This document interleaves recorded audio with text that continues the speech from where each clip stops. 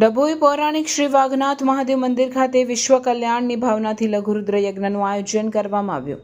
શિવ મહાપૂજા સાથે હોમાત્મક લઘુરુદ્ર યજ્ઞમાં મોટી સંખ્યામાં યજમાનો જોડાયા સાથે વિદ્યવાન બ્રાહ્મણો દ્વારા વૈદિક મંત્રોચ્ચાર સાથે લઘુરુદ્ર યજ્ઞ સંપન્ન થયો હતો। ડભોઈ હાલ શ્રાવણ માસ પૂર્ણ થવાને હવે ગણતરીના દિવસો બાકી છે, ત્યારે શિવ ભક્તો શિવ ભક્તિમાં લીન જોવા મળ્યા છે।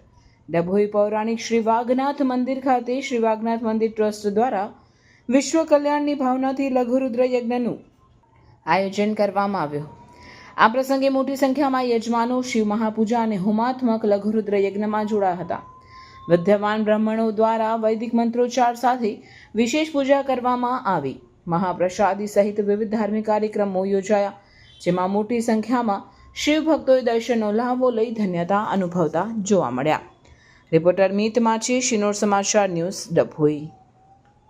ભગવાન શ્રી વાઘનાથ મહાદેવની અસીમ કૃપાથી પ્રાચીનથી અતિ પ્રાચીન શ્રી વાઘનાથ મહાદેવના સાનિધ્યમાં વસુધૈવ કુટુંબકમની ભાવના સાથે વિશ્વનું કલ્યાણ થાય એવા સદભાવથી મંદિર સમિતિ સાથે દર્ભાવતીના દરેક ગ્રામજનોના સહભાગી થઈ પ્રતિવાર્ષિકની જેમ આ વર્ષે પણ ભગવાન શિવ મહાદેવની કૃપા પ્રાપ્ત કરવા માટે બ્રાહ્મણો સહ દરેક ગ્રામજનો સાથે ભગવાન શ્રી વાઘનાથ મહાદેવનો હોમાત્મક લઘુરુદ્રનું આયોજન કરવામાં આવ્યું છે।